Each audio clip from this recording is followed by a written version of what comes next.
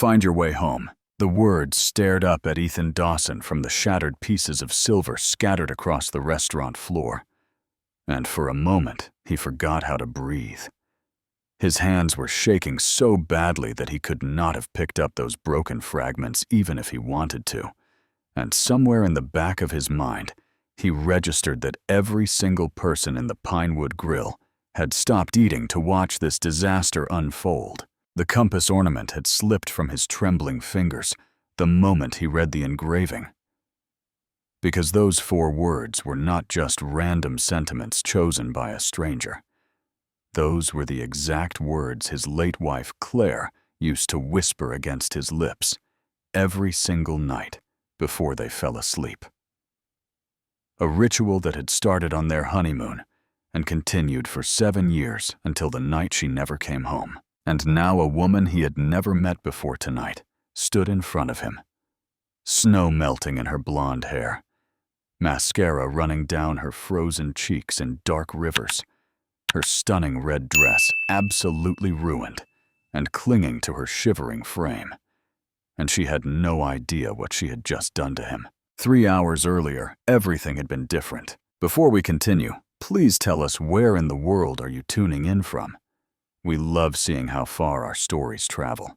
3 hours earlier, Ethan had been sitting in his truck outside the Pinewood Grill on December 20th at exactly 6:47 in the evening, watching the snow come down in those big, fat flakes that made everything look like the opening scene of a Hallmark Christmas movie.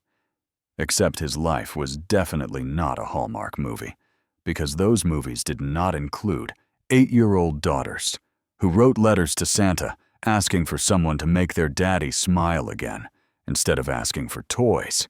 The Christmas lights strung across the restaurant entrance seemed to be personally mocking him with their cheerful blinking, and he had been sitting there for nearly 15 minutes with the engine running, his hands gripping the steering wheel so tightly that his knuckles had gone completely white. The tie around his neck felt like it was slowly strangling him, which made sense because he had not worn a tie since Claire's funeral 4 years ago, and his body was clearly rejecting the foreign object. His phone buzzed with yet another text from his best friend Ryan, who had been harassing him about this blind date for the past 3 weeks, and had apparently decided that today was the day to really turn up the pressure. The message read, "You promised Harper. Do not make me tell your daughter you are a coward." Ethan typed back with one hand while still gripping the steering wheel with the other. Low blow, man. Seriously low. Ryan's response came almost immediately, just a shrugging emoji followed by the words, "Get in there. Her name is Scarlett. Be nice. She has been through a lot." Ethan looked at himself in the rearview mirror and immediately wished he had not.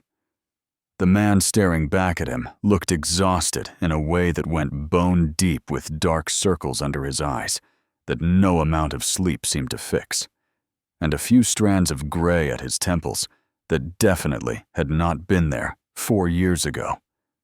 His tie was crooked because he had forgotten how to tie one properly, and his whole expression screamed that he was a guy about 3 seconds away from putting his truck in reverse and driving home to tell everyone he had gotten food poisoning. But he could not do that, because this morning his 8-year-old daughter Emma had stood in front of him with her serious little face and made him pinky promise that he would actually go through with this date.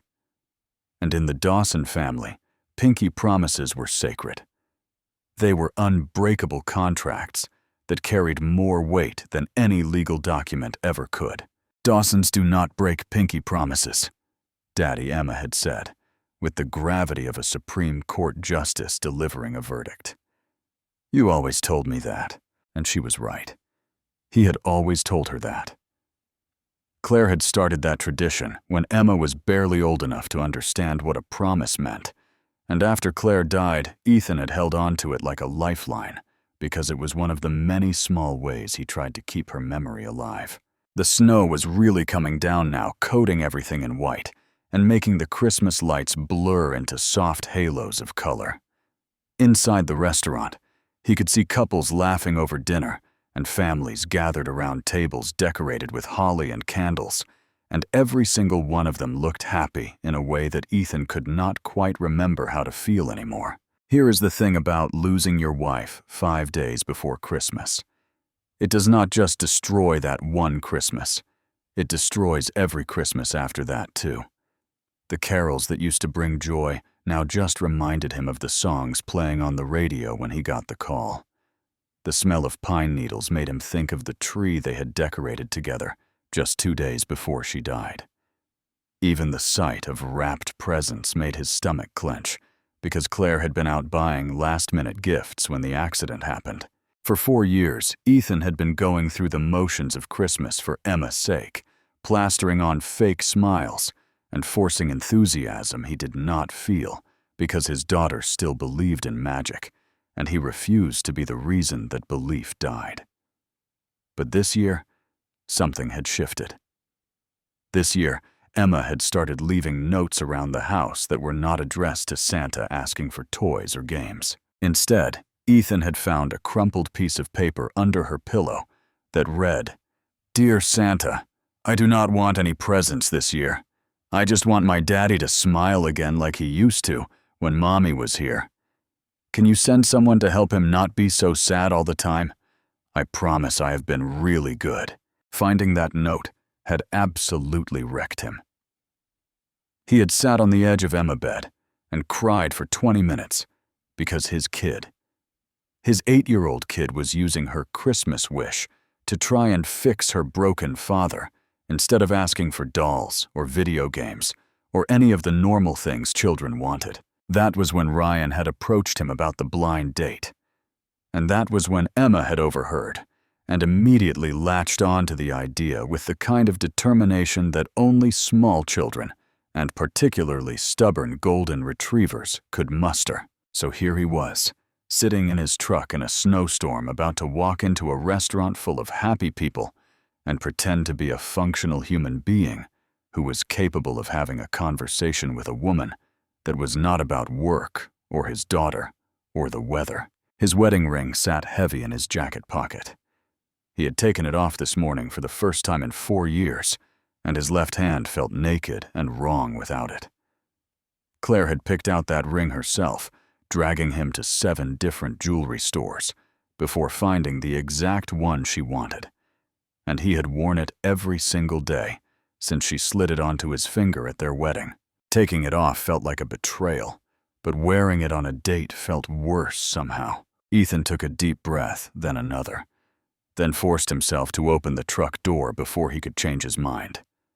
The cold hit him immediately, biting at his cheeks and making his eyes water, and he pulled his coat tighter as he walked toward the restaurant entrance.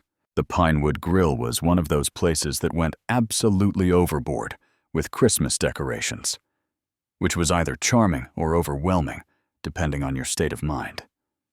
Tonight, with Jingle Bell Rock playing just loud enough to be annoying, and the smell of pine and cinnamon wafting through the air, Ethan found it solidly in the overwhelming category. There was garland everywhere. Garland on the hostess stand, garland wrapped around the bar, garland hanging from the ceiling in swooping arcs that probably violated several fire codes. The Christmas tree in the corner was at least 12 feet tall and covered in so many ornaments that the actual tree was barely visible underneath. Every table had a centerpiece of holly and candles, and the staff were all wearing Santa hats that they were clearly not thrilled about. The hostess smiled brightly when he approached and asked if he had a reservation. "Should be under," Foster, Ethan said, because Ryan had made the reservation and apparently thought using his own name would somehow make things less awkward. "Party of 2. The hostess checked her list and nodded. "Your other party has not arrived yet. Would you like to be seated, or would you prefer to wait at the bar?" Ethan glanced at the corner booth she was gesturing toward and felt his chest tighten at the thought of sitting there alone, waiting while all these happy couples ate their dinners around him. "The bar," he said quickly.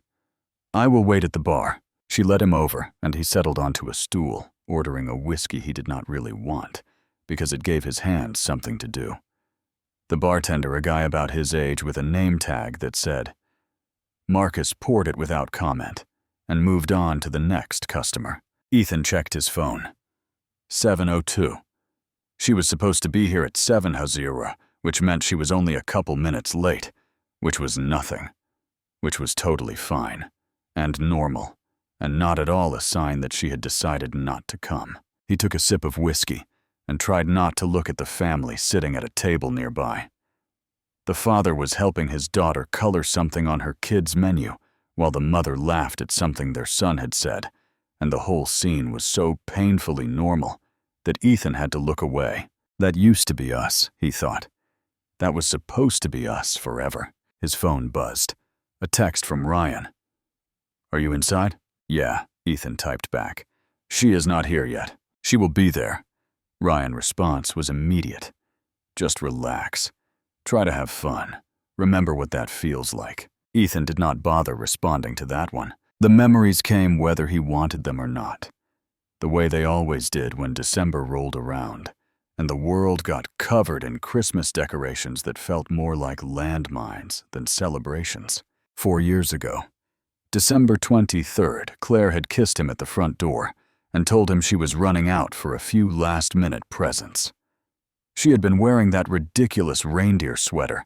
She loved the one with the actual blinking nose that Emma thought was the greatest thing ever invented, and she had tasted like the hot chocolate they had been drinking while watching Emma play with her toys.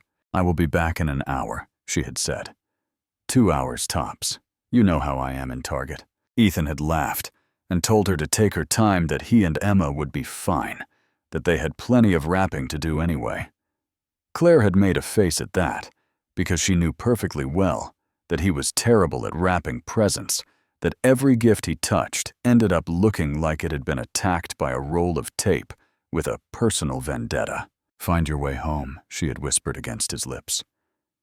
The way she did every night, the way she had done since their honeymoon, when they got lost in Venice, and she had said those words to him for the first time. Always, he had whispered back. Always. And then she was gone. Her car pulling out of the driveway with Christmas music playing through the open window, her hand waving at him through the rearview mirror, and that was the last time he ever saw her alive. The call came 2 hours later. Ethan had been in the living room with Emma, surrounded by wrapping paper and ribbon, when his phone rang with a number he did not recognize.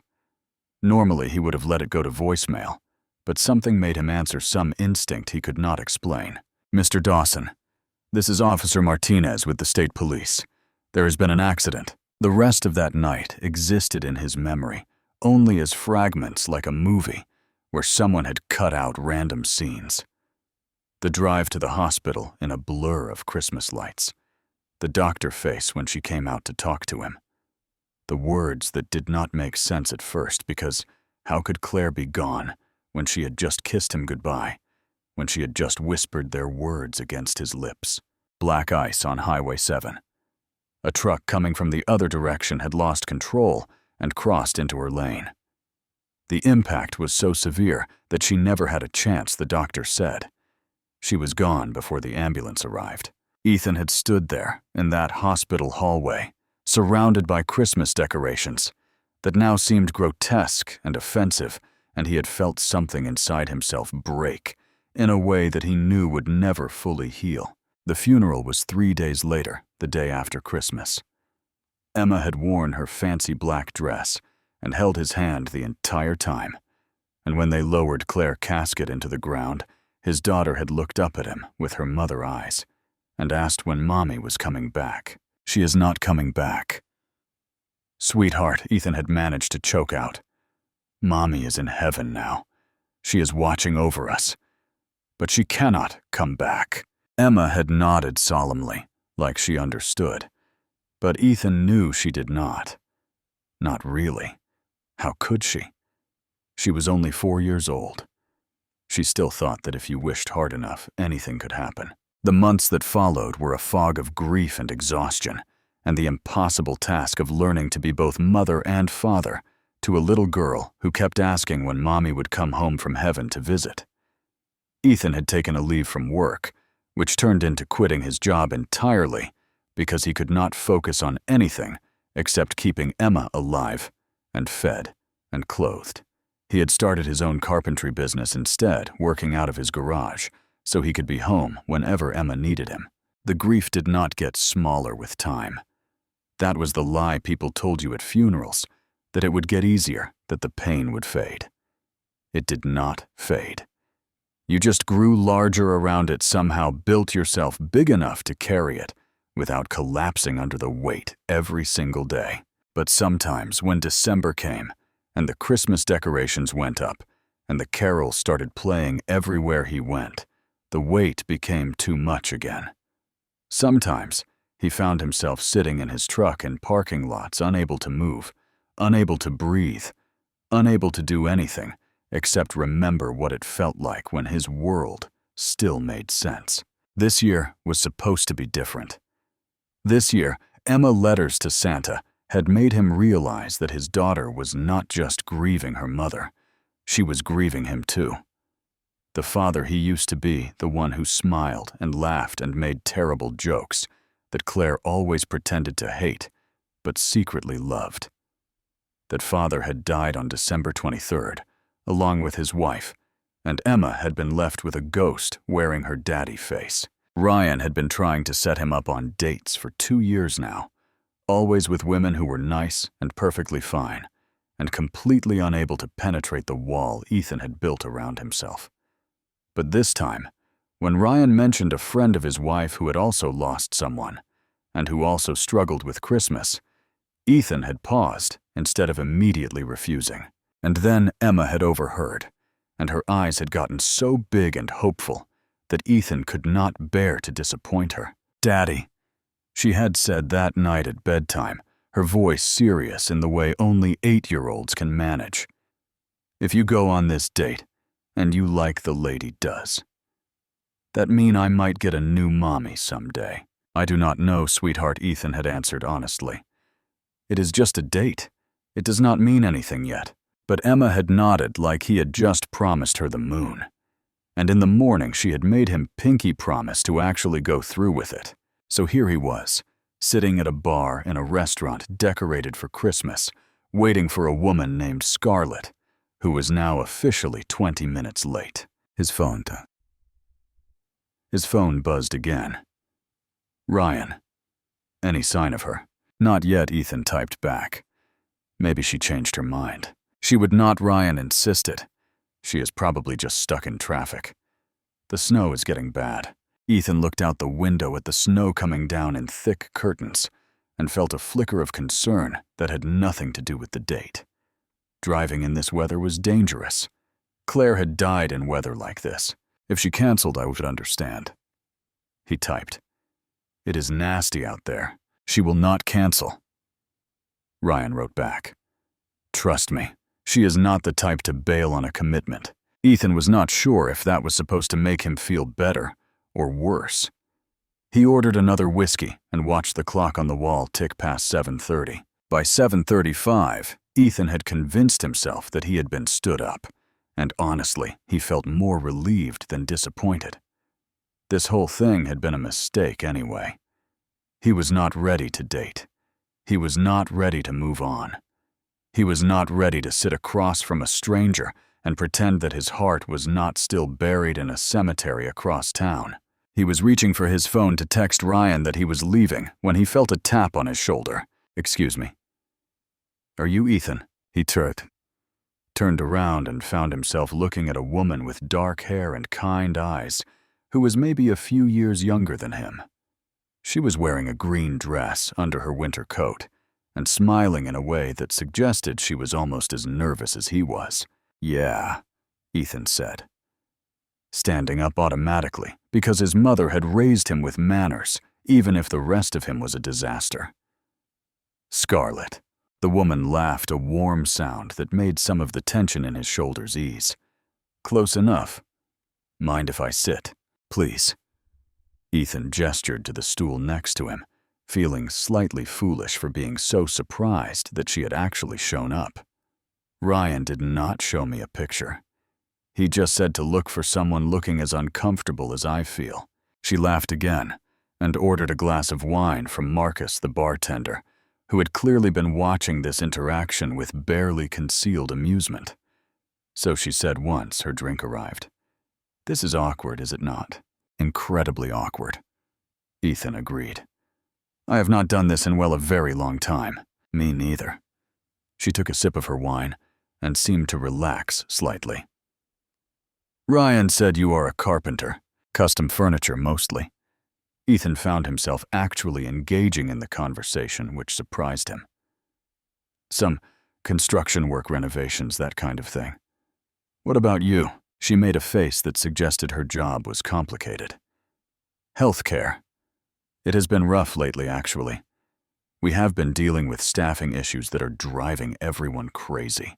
Ethan nodded sympathetically, assuming she meant the hospital, since Ryan had mentioned something about his wife-friend being a nurse.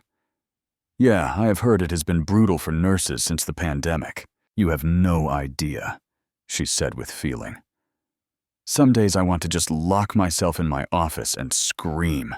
They fell into easy conversation after that, talking about work and the weather and the absolute overload of Christmas decorations in the restaurant. The woman mentioned dealing with some crisis involving scheduling, and Ethan assumed she was talking about hospital shifts. She asked about his life, and he found himself telling her about Emma. "She is 8, he said, pulling out his phone to show a picture of his daughter in her reindeer costume from the school Christmas pageant. She was one of the reindeer in the Christmas program, took her role very seriously, practiced her prancing for weeks. "She is adorable," the woman said, and she sounded like she actually meant it. "Does she still believe in Santa?" "Absolutely." Ethan felt himself smile, a real smile, not the fake ones he had been forcing for years. She is at that age where some of her friends are starting to doubt, but Emma refuses to give up on the magic. She says if you stop believing, the magic stops working. "That is beautiful." The woman's eyes were soft. "My mom used to say something similar." They talked about Christmas traditions and how hard the holiday season could be when you were missing someone. Ethan found himself opening up in a way he had not expected. Maybe because this stranger with the kind eyes did not look at him with pity the way most people did. "Can I ask you something personal?" the woman said after they had been talking for nearly half an hour. "And you absolutely do not have to answer if you do not want to." "Sure," Ethan said. Bracing himself, "Ryan mentioned that you lost your wife. Is it okay to talk about that?" And there it was. The question everyone tiptoed around the topic that made every conversation suddenly feel like walking through a minefield. But something about the way she asked direct and honest without being pushy made it feel safe to answer. 4 years ago, Ethan said quietly. December 23rd. Car accident on Highway 7. Black ice. The woman drew in a sharp breath, and when she squeezed his hand gently, Ethan felt something unlock in his chest that had been stuck for a very long time. "I'm so sorry," she said. "The holidays must be incredibly hard." "They are." Ethan was surprised by how easy it was to say. "I fake it for Emma, you know. Put up the tree, play the carols, act like everything is fine. But inside December feels like being slowly suffocated." "Maybe that is why you are here," she said softly. "Maybe you are ready to find some of that magic again. Not to replace what you had, but to add something new to it." Ethan stared at her, struck by the simple truth of her words. He had spent 4 years treating his grief like a fortress he needed to protect, never considering that maybe it was also a prison he needed to escape. They talked about grief and single parenting, and how holidays amplified everything, both the joy and the mourn.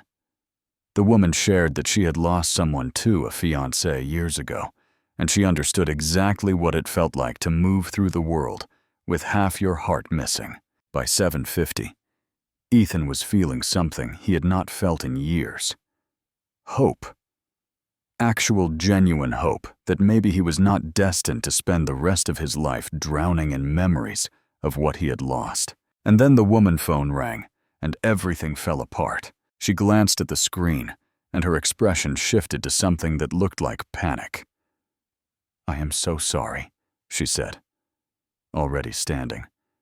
"Kitchen emergency. I have to handle this right now." "Kitchen emergency." Ethan blinked, confused. For a nurse.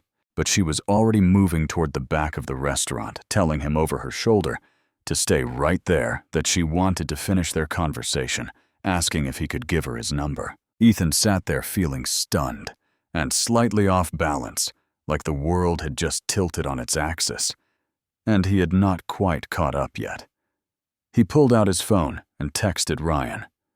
"You were right, man. She is incredible. We really connected." Ryan's response came almost immediately. "Wait, you like her? Is she still there?" "Had to step away for work," Ethan typed back. Something about a kitchen emergency. There was a pause that lasted long enough to make Ethan's stomach start to sink. And then Ryan.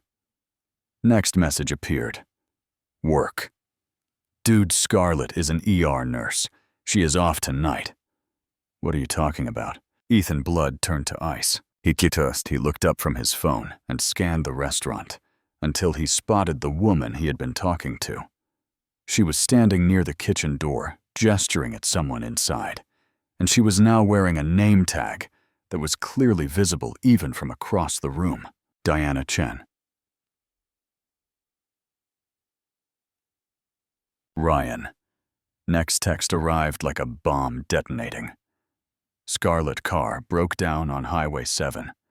She has been stuck in the snow for 45 minutes trying to get there. Ethan wanted to disappear into the floor and never be seen again. He had spent the last hour pouring his heart out to the restaurant manager, sharing things he had never told anyone, believing the whole time that she was his blind date. This was without question the most embarrassing moment of his entire life. Diana Chen had been managing the Pinewood Grill for 3 years, and she thought she had seen every possible variation of awkward date scenario that could occur in a restaurant setting. She had witnessed proposals that went wrong, arguments that escalated to thrown drinks, and one memorable incident involving a man who brought his mother along to interview his date for suitability. But this was a new one. When she had walked into the restaurant tonight, shaking snow off her coat after a quick trip outside to check on a delivery issue, she had noticed a man sitting alone at the bar who looked like he was attending his own funeral. Something about his expression, the way he held himself like he was bracing for impact, had made her pause. And then he had looked up and made eye contact, and she had seen recognition in his face that suggested he thought she was someone else. She should have corrected the mistake immediately. She knew that. But the man had looked so nervous, so vulnerable, so desperately in need of someone to talk to, that she had found herself sitting down next to him instead. The conversation had started simple enough. Weather work, the ridiculous amount of Christmas decorations that her assistant manager insisted on putting up every year, despite Diana protests that they were definitely a fire hazard. But then the man, Ethan, had started talking about his daughter and his late wife, and Diana had realized that what she was witnessing was not just first date nerves. This was a man trying to learn how to live again after losing everything. Diana had lost her fiancé 8 years ago to cancer, so she understood that particular brand of grief. She understood what it felt like to wake up every morning and have to remind yourself that the person you loved was gone. She understood the guilt that came with laughing again, with enjoying things again, with even considering the possibility of loving someone new. So she had kept talking to him, offering what comfort she could, hoping that whoever his actual date was would show up soon and take over. But then her phone had buzzed with a message from her sous chef about a crisis in the kitchen, involving a broken freezer and about $200 worth of shrimp that was rapidly becoming a health code violation, and she had to excuse herself. She was in the middle of coordinating an emergency transfer to the backup freezer when she noticed Ethan staring at her from across the restaurant, his face pale and his phone clutched in his hand like it contained terrible news. And then she looked down at her name tag and realized what had happened. Oh no, she muttered, handing off the freezer situation to her assistant manager and walking back toward the bar, where Ethan was now slumped over, like someone had let all the air out of him. "You are not Scarlet," he said flatly when she reached him. It was not a question. "I am really not." Diana felt terrible. "I am Diana. I manage this place. I am so sorry. I should have corrected you right away, but you looked so nervous, and I thought your actual date would show up any minute and—" "It is fine." Ethan's voice was hollow. "My friend did not send me a picture. I just assumed. I am an idiot." "You are not an idiot," Diana said firmly. "You are a guy who was clearly terrified to be here, and I should not have let the conversation go that far without clarifying who I was. That is on me." Ethan shook his head, his expression somewhere between mortified and resigned. "My actual date car broke down. She has been stuck on the highway this whole time while I was here, having a heart-to-heart with the restaurant manager about my dead wife." Diana winced. "Okay, that is pretty bad. Thanks for the confirmation. But listen," Diana said, putting a hand on his shoulder. "The things you told me, they were real. The feelings were real. And the fact that you were able to open up like that means you are more ready for this than you think." Ethan looked at her like she had just said something profound, and Diana supposed that maybe she had. "For what it is worth," she added. "I hope she shows up. I hope she is someone who deserves everything you just shared with me. Because that was the most honest conversation I have heard in this restaurant in 3 years." Before Ethan could respond, the front door of the restaurant burst open, letting in a gust of freezing wind and a flurry of snowflakes. And standing in the doorway was a woman who looked like she had just survived some kind of natural disaster. The entire restaurant went quiet, which was saying something considering it was a Saturday night in December, and the place was packed with people celebrating the holiday season. But when you see someone stumble through a door looking like they just walked through a blizzard, you tend to stop mid-conversation and stare. The woman in the doorway was blonde, her hair plastered to her face in wet strands that were rapidly forming icicles at the tips. Her makeup, which had probably been carefully applied hours ago, was now running down her cheeks in dark rivers of mascara and eyeliner. She was shivering so hard that her teeth were audibly chattering, and her coat was soaked through with melting snow. But it was her dress that made everyone really stare, even ruined, even soaked, even clinging to her trembling frame in a way that suggested she was about 5 minutes from hypothermia. The dress was impossible to ignore. It was red, the deep crimson red of Christmas ribbons, and Valentine's fitted in a way that made it clear she had chosen it specifically to make an impression. Simple pearl earrings that somehow had not been lost in whatever ordeal she had just survived. Glinted at her ears and her heels, totally impractical for a snowstorm. Clicked against the hardwood floor as she stepped inside. She looked like a movie star who had wandered off set and gotten lost in a blizzard. She looked like something out of a fairy tale, the princess after she had escaped the dragon, but before she got to clean up.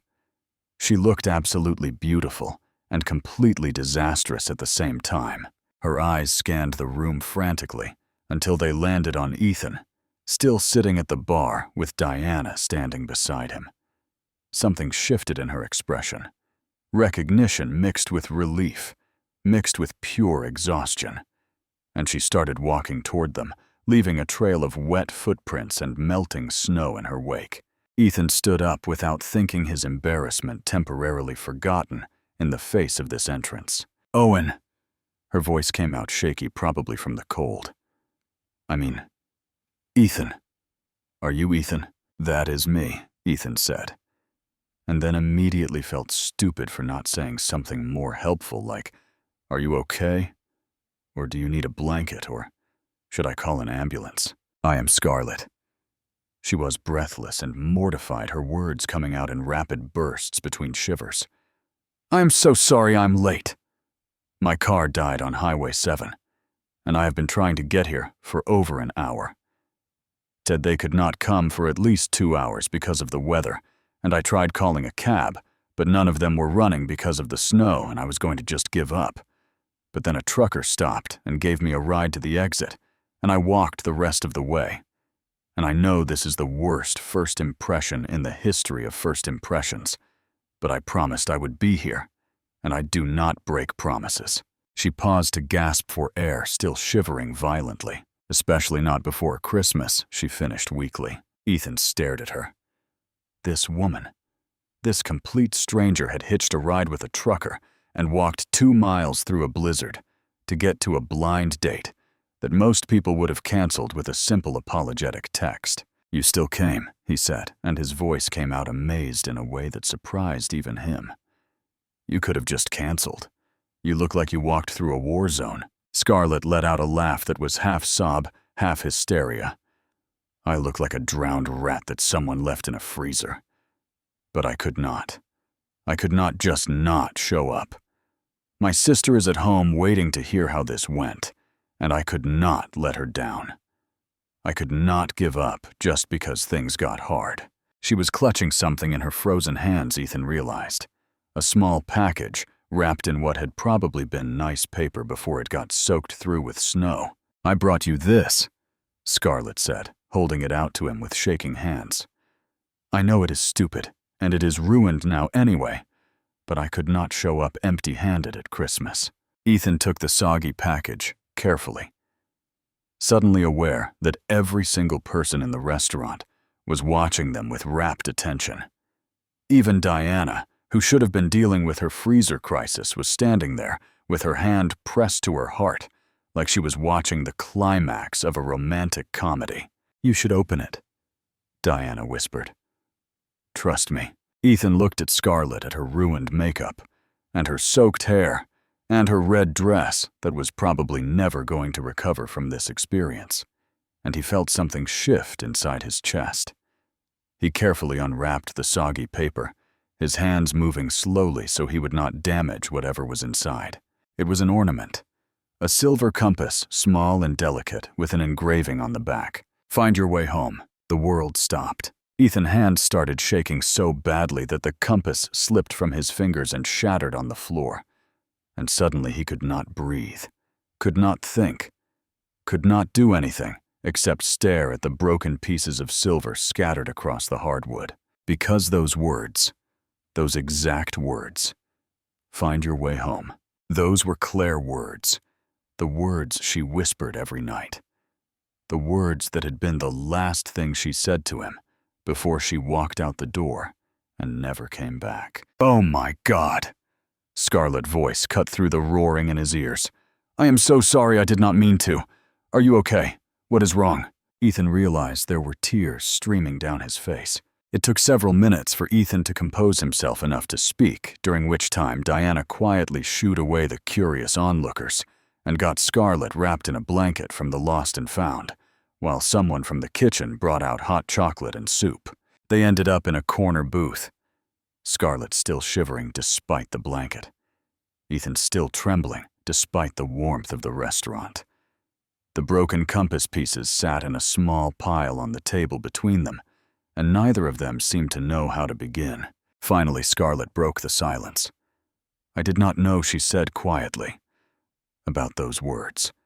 I just saw the ornament in a shop, and it felt right, like something I was supposed to give."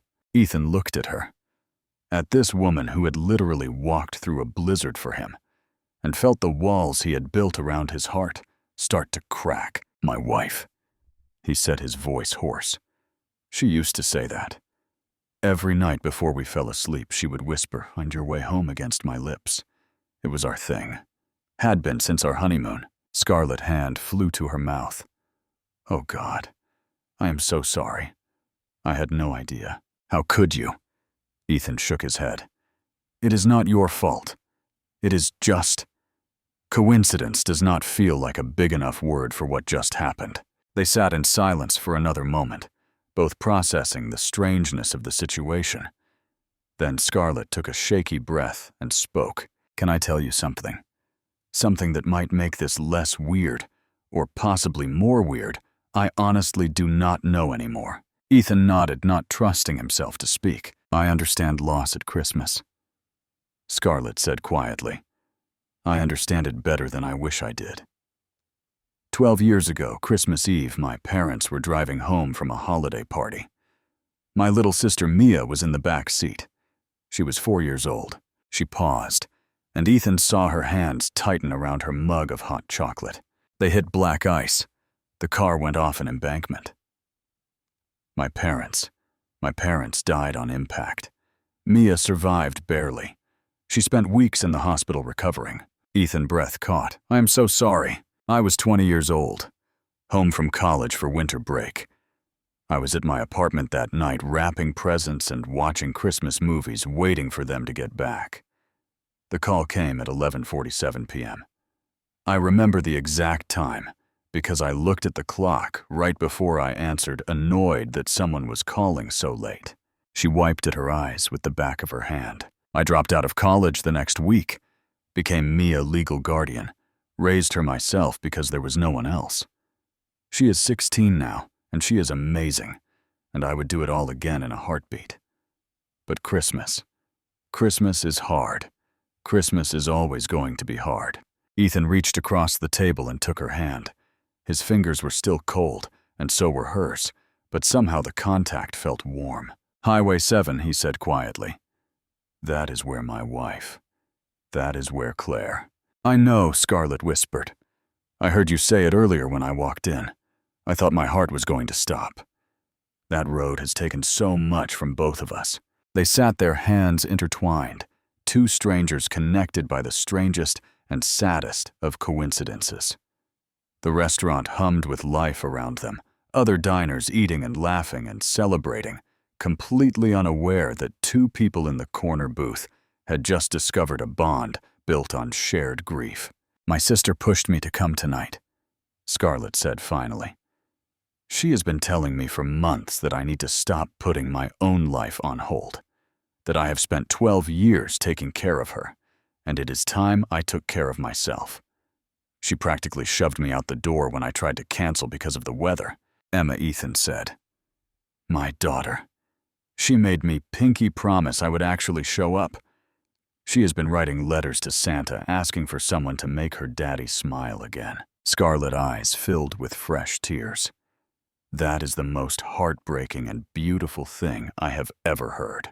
I have been faking Christmas for 4 years, Ethan admitted, going through the motions so she would not know I was falling apart inside. But this year, she saw through it. This year, she realized her daddy was broken, and she tried to fix me with her Christmas wish. And you are here, Scarlett said softly.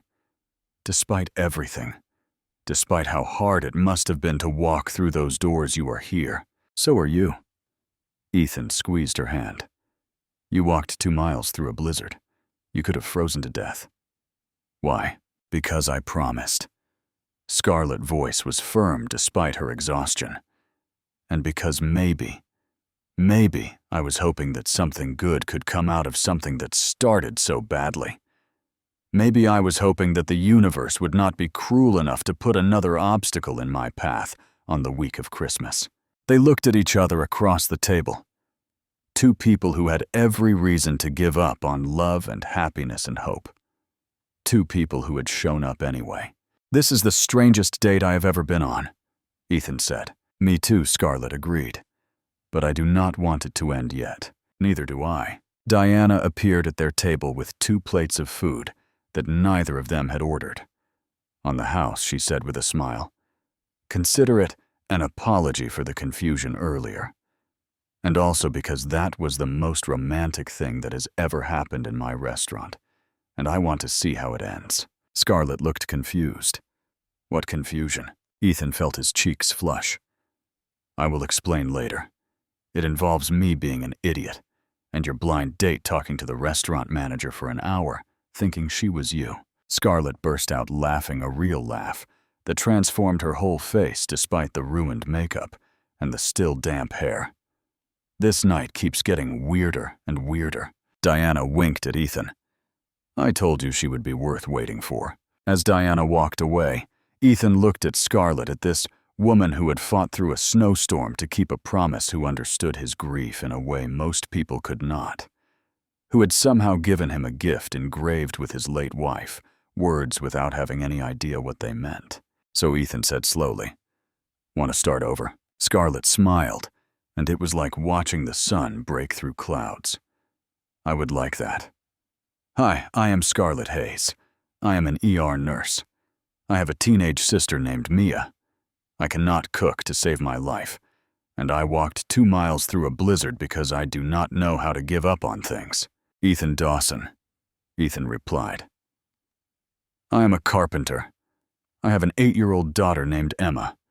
I make terrible jokes that nobody laughs at, and I am really glad you did not give up." They talked until the restaurant closed about everything, and nothing about grief and hope, and the strange paths life takes when you are not paying attention. And when they finally walked out into the still falling snow together, Ethan felt something he had not felt in 4 years. He felt like maybe, just maybe, he was finally finding his way home. The drive home that night was slow and careful. Ethan following behind Scarlett's rental car to make sure she got back safely, since her own vehicle was still stranded on Highway 7.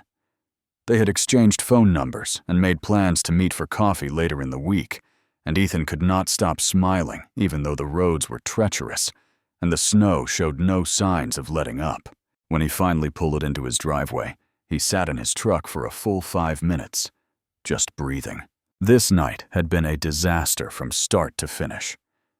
He had poured his heart out to the wrong woman, then nearly had a breakdown in front of the entire restaurant when the right woman showed up looking like she had survived an apocalypse.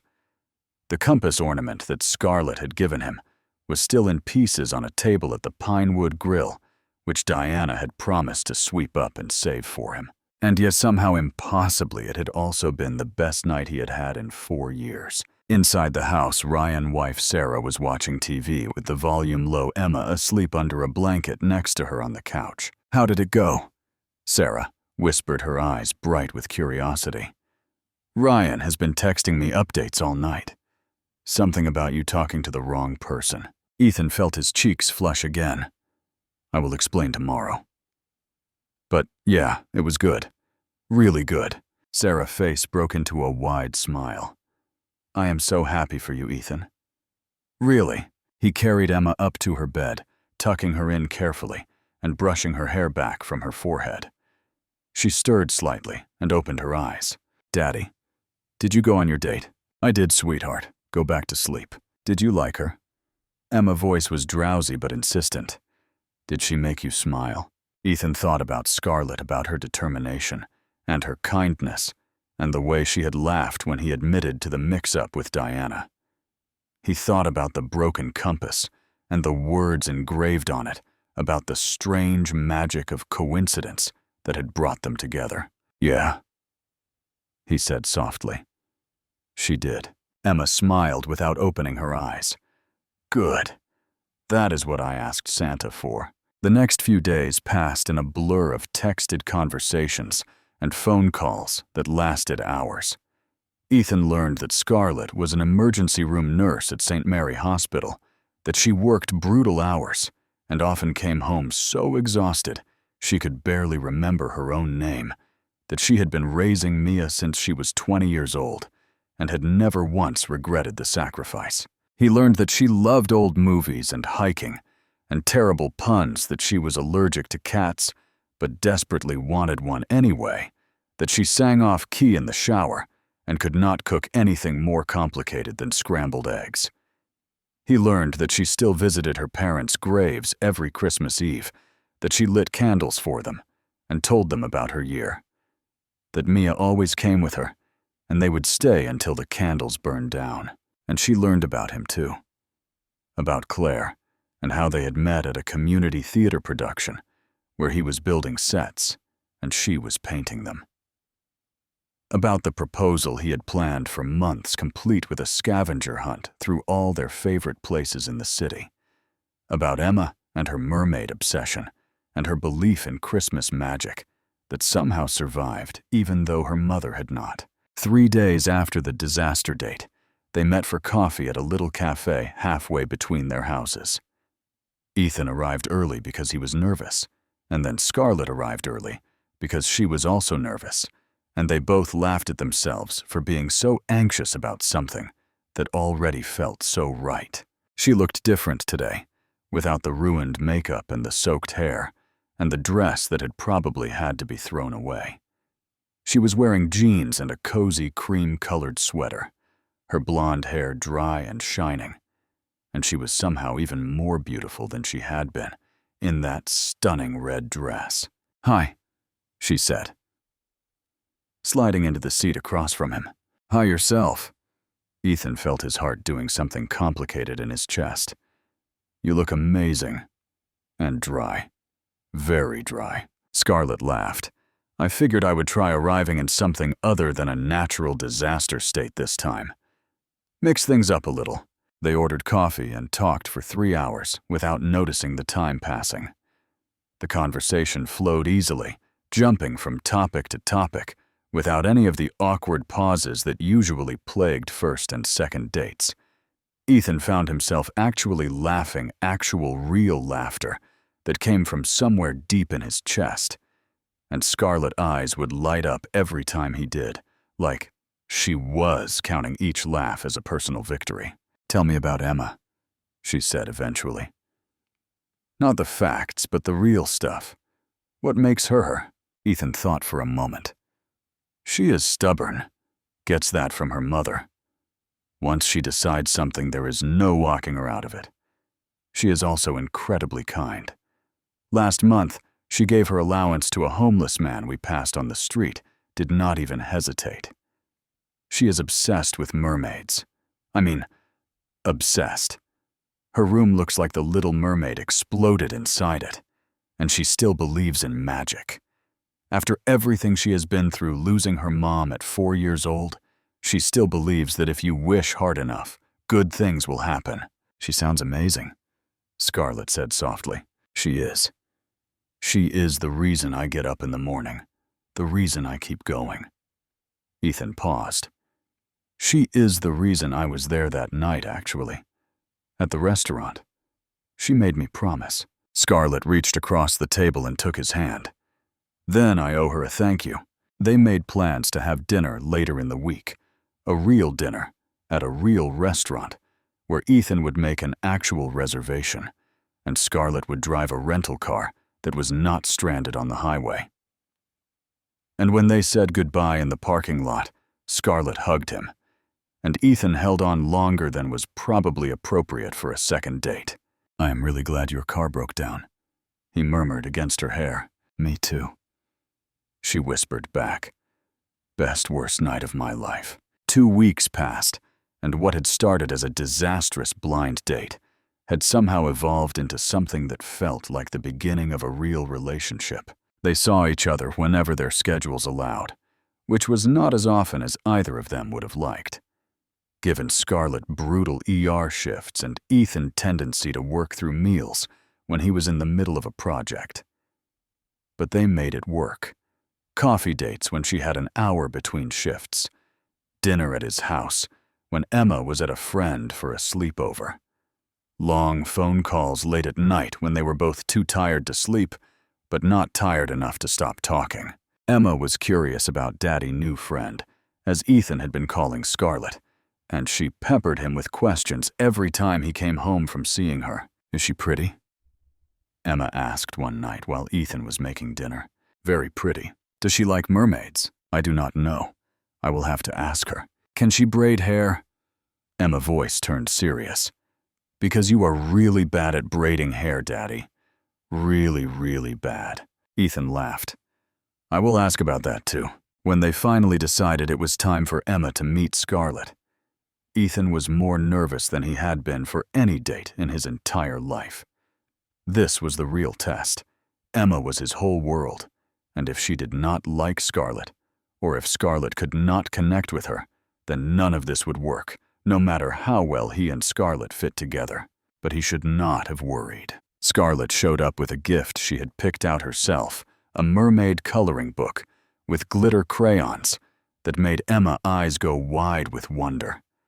She sat on the floor with Emma for an hour, coloring and talking about mermaids, and listening to every single one of Emma elaborate theories about underwater kingdoms and magical sea creatures. "Did you know that mermaids might be real?" Emma asked at one point, her voice serious. "Scientists have not explored the whole ocean yet, so they could be down there. We just do not know." "That is a really good point," Scarlett said just as seriously. "The ocean is huge. There could be all kinds of things we have not discovered yet." Emma beamed at her. "You are smart. Do you want to see my mermaid collection?" Ethan watched from the kitchen, pretending to make snacks, but really just watching the two of them together. Scarlett was not trying too hard, was not being fake or performative. She was just being herself, and Emma was responding to that authenticity in a way that made Ethan's heart swell. When Emma asked if Scarlett's parents were mermaids in heaven, Ethan held his breath. It was the kind of question only an 8-year-old would ask, innocent and devastating at the same time, but Scarlett handled it perfectly. She told Emma that maybe their parents knew each other up there, that maybe they were friends who watched over their families together. And Emma decided this was the best news she had ever heard. "That means my mommy knows your mommy and daddy," Emma exclaimed. "They are probably having tea parties together." Mommy loved tea parties. Scarlett had tears in her eyes when she looked at Ethan across the room, and he had to turn away before he started crying too. That night after Emma was in bed, Scarlett and Ethan sat on the couch in the living room, not touching, but close enough that they could feel each other's warmth. "She is amazing," Scarlett said quietly. "You have done an incredible job with her." "I cannot take all the credit." Ethan's voice was thick. "Claire did most of the heavy lifting in those first 4 years. I am just trying to keep up with what she started." "No." Scarlett turned to look at him. "You raised that child for 4 years by yourself. You got up every day and put on a brave face and gave her everything she needed, even when you were falling apart inside. That is not keeping up. That is heroic." Ethan finally let himself reach for her hand. "I am not a hero. I am just a dad who did not know how to give up on his kid." That is exactly what a hero is. They sat in comfortable silence for a while, watching the lights on the Christmas tree blink slowly in the darkened room. "I need to tell you something," Ethan said eventually, "about why this is harder than it probably should be." "You can tell me anything," Scarlett said simply. So he told her about the guilt that gnawed at him every time he laughed, every time he felt happy, every time he realized he had gone an entire hour without thinking about Claire, about the dreams he sometimes had, where Claire was alive, and asking him why he had replaced her, about the voice in his head that whispered he was betraying her memory by moving on. Scarlett listened without interrupting, her hand steady in his. "I have been wearing my wedding ring in my pocket," Ethan admitted. "I took it off the night of our date, but I could not leave it at home. It has been in my jacket every day since." Scarlett was quiet for a long moment. Then she said, "When my parents died, I spent the first year feeling guilty about everything. Guilty when I laughed. Guilty when I enjoyed something. Guilty that I survived when they did not. My therapist told me something that took me years to actually believe." "What is that?" "Grief is not a zero-sum game. You do not have to choose between honoring the past and embracing the future.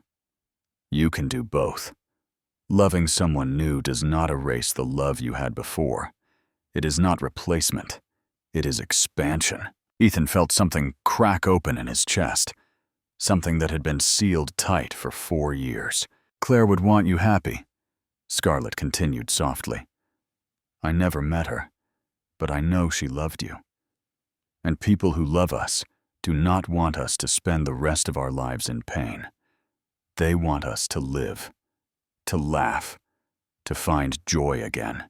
When Ethan finally let himself cry, really cry for the first time since the funeral, Scarlett held him through all of it.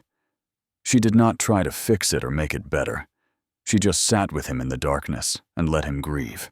And when the tears finally stopped, Ethan felt lighter than he had in years. The Sunday dinner at Scarlett apartment was marked on Ethan's calendar with approximately 7 different reminder alarms because he was terrified of being late and making a bad impression on the teenage girl who apparently had veto power over his entire relationship. Scarlett apartment was smaller than he expected, a modest 2-bedroom in a building that had clearly seen better days. But when she opened the door, the warmth inside made the shabby exterior irrelevant. "Welcome to Casa Hayes," Scarlett said with a flourish. "Fair warning. Mia has prepared what she is calling an interview process. She got the questions off the internet." Ethan took a deep breath. "I am ready." The apartment was homey and lived in with photos covering every available surface. Ethan saw Scarlett and Mia at various ages chronicling their journey from the year their parents died to the present day. Young Scarlett, barely more than a teenager herself, holding toddler Mia in a hospital room. Elementary school Mia, with a gap-toothed smile, proudly displaying an art project. High school Mia in a soccer uniform, Scarlett cheering from the sidelines. It was the visual history of a family rebuilt from tragedy. Mia appeared in the doorway to the kitchen, looking exactly like the 16-year-old enforcer Scarlett had described.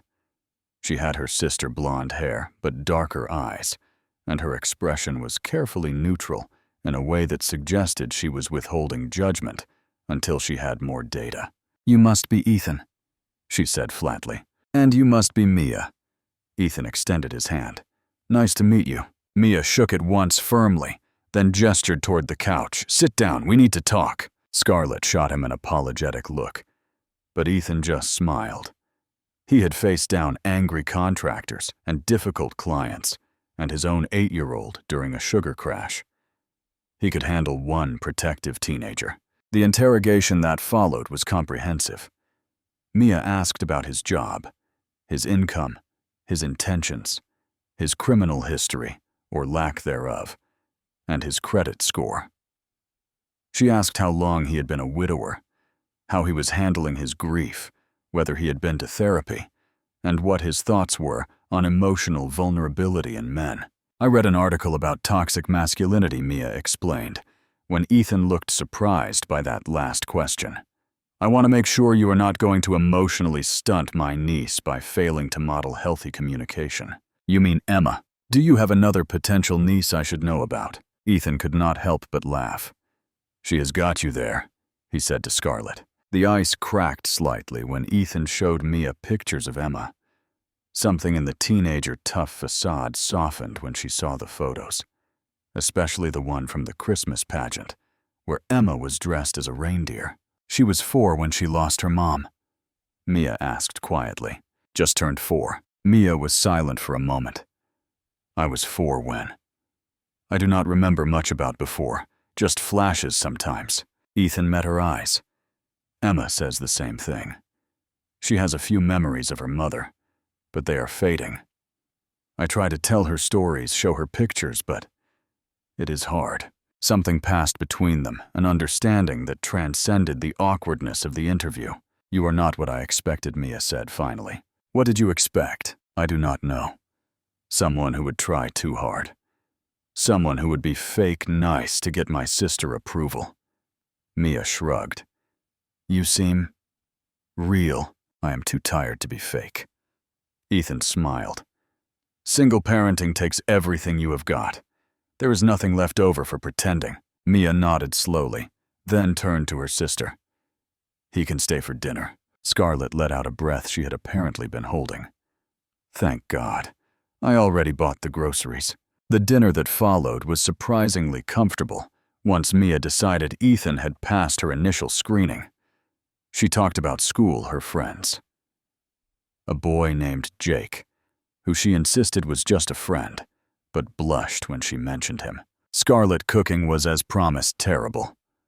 The chicken was dry, the vegetables were overcooked, and the rice had somehow ended up both crunchy and mushy at the same time. but everyone ate it anyway, complimenting the effort if not the execution, and the conversation flowed easily. By the end of the evening, Ethan understood why Scarlett had sacrificed so much for this girl. Mia was sharp and funny and kind underneath her protective shell. She was the product of 12 years of love and dedication, a testament to Scarlett's determination to give her sister a good life, no matter what it cost. And looking at them together, laughing at a joke Mia had made at her own expense, Ethan felt like maybe he was witnessing the beginning of something bigger than just a relationship. Maybe he was witnessing the start of a family. The following weekend, Scarlett brought Mia to Ethan's house for Sunday dinner, and this time it was Emma who had prepared an interrogation of her own. She had made a list of important questions written in purple crayon and decorated with mermaid stickers, and she presented it to Mia with the solemnity of a diplomat offering terms of peace. Question 1, Emma announced.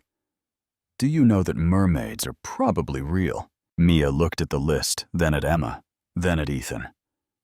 And Scarlett, who were trying very hard not to laugh. I did not know that, Mia said carefully. Can you explain the evidence? Emma launched into an explanation that involved the unexplored ocean ancient sailors' accounts and a documentary she had watched on YouTube. Mia listened with genuine interest, asking follow-up questions and nodding at appropriate moments. Question 2, Emma continued once the mermaid discussion had concluded. Can you do cartwheels? Mia demonstrated a perfect cartwheel in the middle of the living room. Question 3. Do you like mac and cheese? Because it is my favorite, and if you don't like it, we cannot be friends. Mac and cheese is also my favorite, Mia said. In fact, I consider it its own food group. Emma's face split into a wide grin.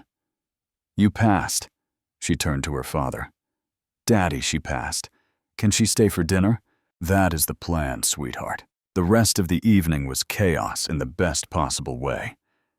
Emma dragged Mia up to her room to show off her mermaid collection, which somehow morphed into the two of them having an impromptu dance party that Ethan and Scarlett could hear through the ceiling.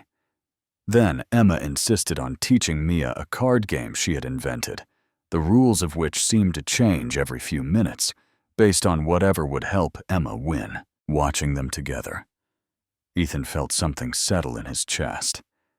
This was what a family looked like. Not perfect, not without its complications, but full of noise and laughter and connection. She is good with kids, Ethan said quietly to Scarlett as they prepared dinner together in the kitchen. She practically raised herself while I was working double shifts. Scarlett's voice was tinged with guilt. Sometimes I think she grew up too fast because I could not be there. Hey. Ethan stopped chopping vegetables and turned to face her. She is amazing. You did that. You gave her everything she needed to become this incredible person. I just wish I could have given her more. A normal childhood. Parents who were actually around. Ethan cupped her face in his hands. You gave her something better than normal. You gave her unconditional love. That matters more than anything else. Scarlett leaned into his touch, her eyes glistening. I do not know what I did to deserve you. You walked 2 miles through a blizzard. Ethan smiled. That is pretty hard to top. From upstairs, they heard Emma shrieking with laughter at something Mia had done, followed by Mia's voice calling down that nothing was broken, and they should not come up. Ethan and Scarlett looked at each other and laughed. This is going to be interesting, Scarlett said. Interesting is good, Ethan replied. I have had enough boring to last a lifetime. The weeks that followed felt like the pages of a story Ethan had given up hope of ever reading. Sunday dinners became tradition rotating between houses. Ethan discovered that while Scarlett could not cook anything else to save her life, her pancakes were somehow perfect, fluffy, and golden, and served with an elaborate array of toppings that Emma declared the best breakfast ever. Game nights became a thing with Uno games that got increasingly competitive until someone, usually Mia, was accused of cheating, and someone else usually. Emma threw her cards in the air in dramatic protest. Scarlett had a victory dance that she performed every time she won anything, a ridiculous shimmy that made everyone laugh no matter how many times they saw it. They fell into patterns and routines without really discussing it. Ethan would pick Emma up from school on the days Scarlett had early shifts. Scarlett would help Emma with her reading homework because Ethan's patience for sounding out words was limited on a good day and non-existent after a long day of work. Mia started babysitting Emma occasionally, and the two of them developed a bond that seemed to grow stronger every time they were together. One night, while Ethan and Scarlett were washing dishes after Sunday dinner, and Emma and Mia were playing some elaborate game in the living room, Emma came into the kitchen with an announcement. "We need to take a family picture," she declared. "For the refrigerator." Ethan felt his heart stutter. "A family picture? That is a great idea, sweetheart," he said carefully, watching Scarlett for her reaction. But Scarlett was already pulling out her phone. Everyone squeeze in. They took approximately 30 photos, because Emma insisted on doing serious faces, then hilly faces, then mermaid poses, then surprised faces. The final image they settled on showed all four of them squeezed into the frame, laughing at something Mia had said right before the shutter clicked. "This one," Emma declared. "This is the best one." Ethan printed it out that night and put it on the refrigerator door, and every time he walked into the kitchen for the next few days, he found himself stopping to look at it. 4 people, 2 broken families, 1 picture. Maybe that was what healing looked like. 4 months into their relationship, everything fell apart for approximately 36 hours. It started with Ethan pulling away, becoming distant in a way that Scarlett did not understand. He canceled plans without explanation. His texts became short and abrupt. When they were together, he seemed a million miles away, locked inside his own head. After a week of this, Scarlett showed up at his workshop unannounced and demanded answers. "What is going on?" Her voice was sharp with worry and hurt. "You have been weird for days. If I did something wrong, just tell me so we can fix it." Ethan was standing at his workbench, hands braced against the wood, his back to her. "You did not do anything wrong." "Then what?"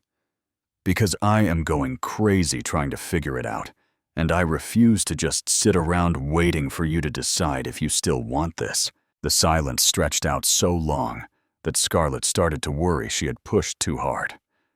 Then Ethan's shoulders slumped, and he turned around, and she saw that his eyes were red.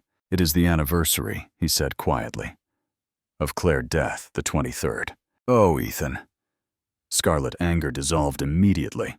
"Every year around this time, I start to lose it. I have these dreams where she is alive and asking me why I moved on, why I replaced her. I know it is not rational.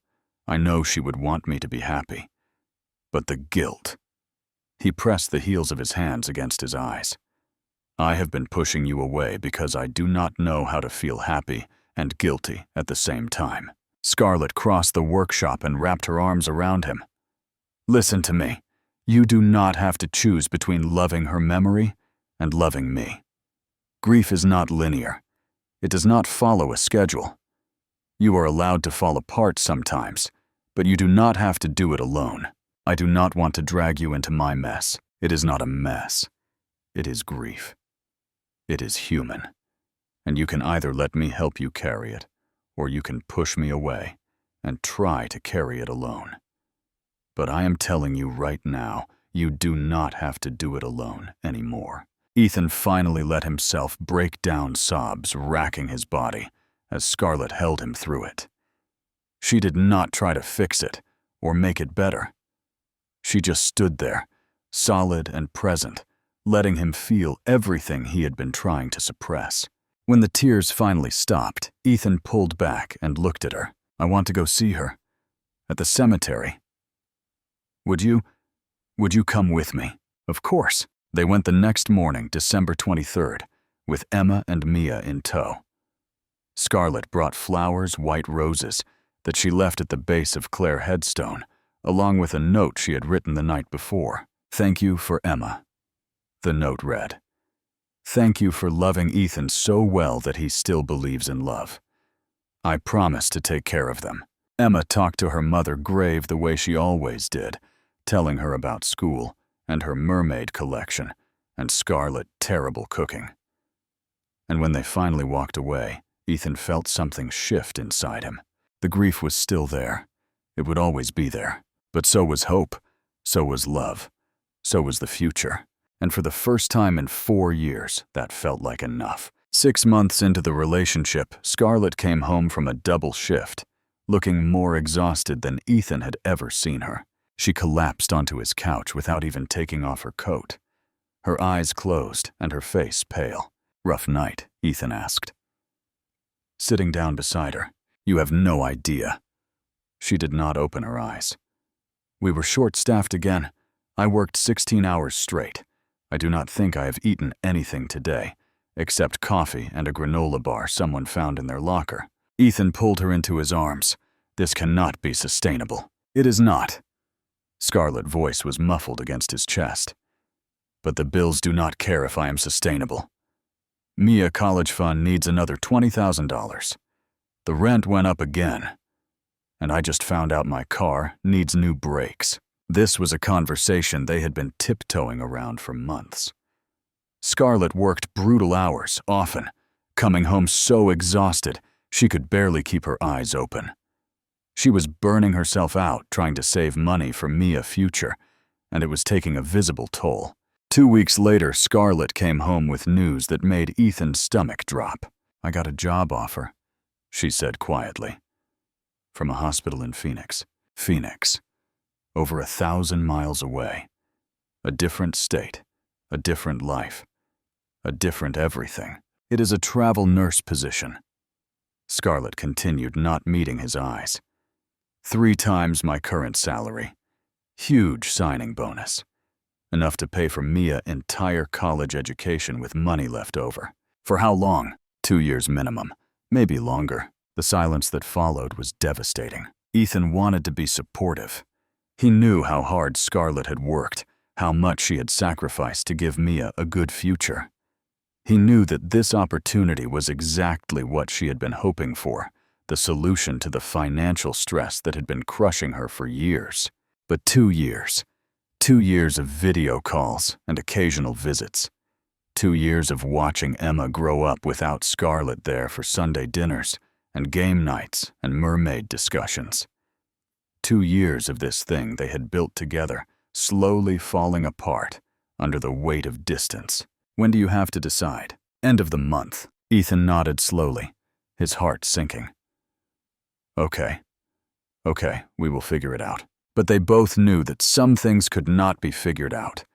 Some things were just impossible, no matter how much you wanted them to work. The fight happened the night before Scarlett was supposed to give her answer to the Phoenix hospital. Ethan had been trying to be supportive all month, telling her that he understood that she had to do what was best for Mia, that they would make the distance work somehow. But the truth was, he was terrified. Terrified of losing her. Terrified of watching Emma heartbreak. Terrified of going back to the darkness he had lived in before she walked through that restaurant door, looking like she had survived a blizzard. "So you are leaving," he said, when she came over to talk. His voice came out sharper than he intended. "That is what you are telling me." "I am telling you I have to think about Mia's future." Scarlett's own voice was strained. "I have been putting my life on hold for 12 years, and now I finally have a chance to give her everything I promised. And what about us? What about Emma?" "She loves you, Scarlett. She has already started calling you Mom in her head. I can tell by the way she looks at you. You do not think this is killing me?" Scarlett's eyes were bright with tears. "You do not think I have spent every night for a month crying about this. I love you. I love Emma. But I made a promise to Mia years before I ever met you, and I do not know how to break that promise. So our promises do not matter. That is not fair. None of this is fair." Ethan's voice rose despite himself. "I finally found someone who makes me want to live again, instead of just survive. And you are choosing to walk away." "I am choosing to be responsible," Scarlett shot back. "I am choosing to make sure my sister does not spend her whole life drowning in debt, because I wanted to be selfish. Being with us is not selfish. For me it is. Because every day I am here, I am not working toward her future. Every Sunday dinner, every game night, every moment I spend being happy instead of productive. That is time I am taking away from her. They stood there breathing hard, the words hanging between them like broken glass. I should go. Scarlett finally said, her voice hollow. I have to call Phoenix in the morning. She left without saying goodbye. Emma came downstairs 20 minutes later, drawn by the sound of the front door closing. Is Scarlett coming back?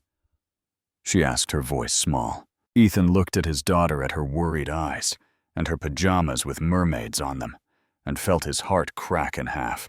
I do not know, sweetheart. Emma's face crumbled. I thought she loved us. She does love us. But sometimes love is not enough. Emma ran upstairs crying, and Ethan sat in the dark living room for a very long time, wondering how everything had fallen apart so fast. December 22nd arrived with dark skies and the promise of the worst storm of the season. Scarlett had accepted the Phoenix job 3 days ago. She was leaving January 5th. They had barely spoken since their fight, just brief texts about logistics and schedules that felt empty and formal. Emma's class was supposed to go on a field trip to the Christmas tree farm outside town, a tradition that had been running for 20 years. The weather forecast had been calling for light snow.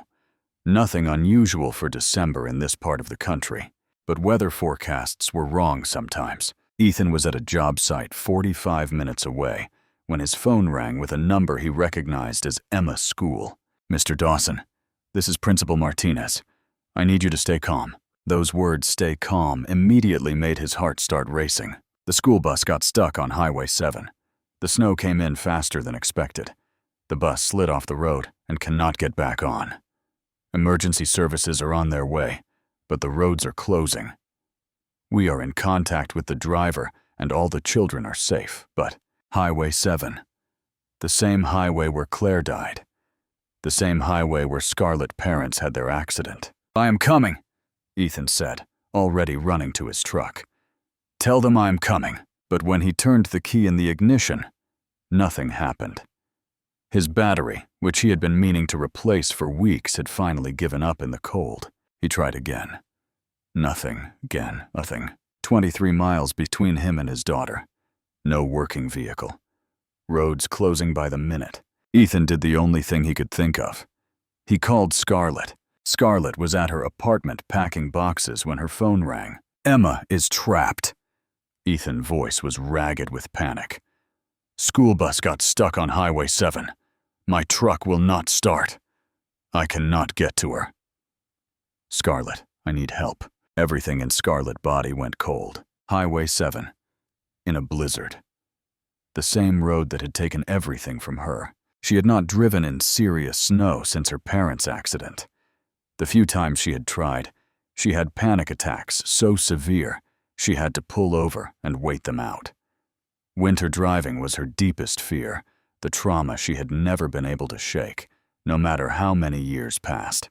But Emma, that little girl who loved mermaids, who had decided on day one that Scarlett was worth testing, who had started saving her silly questions for Sunday dinners because she knew Scarlett loved them. I am coming, Scarlett said. I am picking you up now. Scarlett, you do not have to. Ethan's voice cracked with something that sounded like hope and despair mixed together. Yes, I do. She was already grabbing her keys, her coat, her gloves. I will be there in 15 minutes. Mia appeared in the doorway. What is happening? Emma is in trouble. I have to go. In this weather. Scarlett, you cannot. I have to. Scarlett's voice was steady, even though her hands were shaking. Stay here. I will call you when I can. She was out the door before Mia could argue.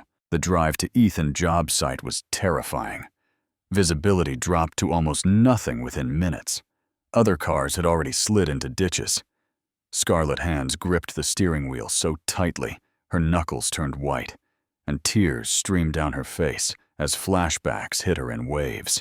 Her mother's scream, the sound of metal crushing, the Christmas music on the radio cutting off mid-song. But she kept driving. When she pulled up to the construction site, Ethan was already running through the snow toward her car. "Are you okay?" His first words, even in the middle of a crisis, were about her. "No." Scarlett's voice was barely a whisper. "But I am here. Get in." The drive to Highway 7 took 47 minutes. It should have taken 20. The roads were impassable in places, and twice Scarlett had to navigate around accidents blocking the way. Ethan talked to her the entire time, a constant stream of words meant to keep her grounded. "You are doing amazing. You are so brave. Emma needs you. I need you. Just keep breathing. We are almost there." When they finally spotted the yellow school bus tilted at an angle in a ditch, with its hazard lights flashing, Scarlett let out a sob of relief. "We made it." She could barely get the words out. "Oh God, we made it." Emergency vehicles were just arriving as they pulled over. Ethan jumped out and ran toward the bus, and Scarlett followed despite her shaking legs. Emma spotted her father through the window and burst into tears. The next few minutes were a blur of emergency responders and crying children and parents arriving from all directions. Ethan helped transfer kids to the emergency vehicles, while Scarlett stayed with Emma, wrapping her in blankets, checking her for injuries with the professional eye of an ER nurse. "You came." Emma kept saying it over and over, her small body shaking with cold and fear and relief. "You came. I knew you would come. Of course I came." Scarlett was crying too. "I will always come for you." Always. They drove home together, all four of them, somehow crammed into Scarlett's car, because Mia had been waiting in the back seat the entire time, refusing to stay behind. Emma fell asleep almost immediately, wrapped in coats and pressed against Mia's side. The silence on the drive home was heavy with everything that had happened, and everything that still needed to be said. Back at Ethan's house, Emma was asleep on the couch under a mountain of blankets. Mia crashed in the guest room, and Ethan and Scarlett stood in the kitchen staring at each other. "You drove through your worst nightmare for my daughter," Ethan's voice cracked. "You faced the thing that has terrified you for 12 years because Emma needed you." "I love her." Scarlett was still shaking. "I love you. That does not just disappear because I am moving to Phoenix." "Then do not go." The words burst out of Ethan before he could stop them. "Please do not go. Stay here. We will figure out the money somehow. We will make it work. I cannot lose you." "It is not that simple." Scarlett's voice rose with frustration before she caught herself remembering Emma sleeping in the next room. "Mia needs college money. She needs stability. I cannot just choose what I want over what she needs." "What about what you need?" Ethan stepped closer. "You have spent 12 years putting everyone first. When do you get to choose yourself? When do you get to say, 'I want this, and I am allowed to have it'?" "I do not know how to do that." Scarlett was crying now. "I do not know how to be the person who picks love over responsibility." The kitchen was silent except for their ragged breathing, and then the front door opened, and Mia walked in. She had been in the car the entire time, had come with Scarlett, and waited while they rescued Emma. And now she stood in the doorway with an expression that mixed teenage exasperation with profound love. "I got into University of Colorado," Mia said. "Full academic scholarship. I found out on Christmas Day. I did not tell you because you were too busy trying to sacrifice your entire life for me." Scarlett's mouth fell open. "What? Mia, that is incredible. Why did you not say anything?" "Because you have been a martyr for 12 years, and I am sick of it." Mia's eyes were wet. "I do not need Phoenix. I do not need you to kill yourself working so I can have things. I need you to be happy for once in your life. And Ethan makes you happy. Emma makes you happy. So stop acting like loving them means you are abandoning me." Emma appeared in the doorway, still wrapped in her blanket. "Are we going to be a family now? Because that is what I asked Santa for, And then all four of them were crying, and somehow laughing at the same time, standing in the kitchen of a house that was about to become a home. December 20th, exactly 1 year since the night they met. Ethan took everyone to the ice skating rink because Emma had been begging for weeks. They were sitting on a bench watching the girls skate when Emma glided over with zero subtlety. "Scarlett, when are you and Daddy getting married? Because Mia said you are probably going to, and I want to be a flower girl. I have been practicing walking slowly, and I am really good at it now." Mia skated up looking mortified. "Emma, you cannot just ask people that." But Scarlett was laughing and looking at Ethan. "I do not know, Emma. Has your dad asked me?" Ethan dropped to one knee right there on the ice. He pulled out the ring he had been carrying in his pocket for 3 weeks, waiting for the right moment, not realizing until just now that every moment with her was the right moment. "I was waiting for perfect timing," he said, his voice thick with emotion. "But I realized that every moment with you is perfect. You showed me that courage is not about not being afraid. It is about doing the hard thing anyway. You drove through a storm for my daughter. You walked 2 miles through a blizzard to keep a promise. Scarlett Hayes, will you marry me? Will you let us be your family forever?" "Yes." Scarlett was crying and nodding and laughing all at once. 1,000 times yes. Emma screamed so loud that everyone on the rink stopped skating to stare. They got married on December 20th, the following year, at the Pinewood Grill, where they had met. The restaurant was decorated with white flowers and twinkling lights, and Diana Chen catered the whole thing while making jokes about the time Ethan had poured his heart out to her, thinking she was his blind date. The ceremony was small. Family and close friends. Ryan gave a speech about how Ethan had tried to cancel that first date approximately 17 times, and there was not a dry eye in the room. When it was time for vows, Scarlett went first. "You taught me that I do not have to choose between love and responsibility. That I can have both. That choosing myself does not mean abandoning the people I care about. You gave me a family when I thought I would never have one again, and I promise to spend the rest of my life being worthy of that gift." Ethan's vows were just as tearful. "You drove through a storm for my daughter before you even really knew us. You walked 2 miles through a blizzard because you don't know how to give up. I promise to be your safe place in every storm that comes. I promise to love you in all the ways that matter. And I promise that you will never have to walk alone again." Emma and Mia were co-maids of honor, arguing about who got to hold the rings until Diana stepped in and gave them one each. The reception ended with snow falling outside the windows, and Ethan and Scarlett stood watching it without fear for the first time in years. 3 years later, family dinner at the Pinewood Grill looked a little different. 5 people sat around the big corner booth now. Emma, 11, and convinced she was practically a teenager. Mia, home from her junior year at University of Colorado, with stories about her pre-med classes. Ethan and Scarlett, and the newest member of their family, 2-year-old Claire Rose Dawson, named after both mothers, who watched over them from heaven.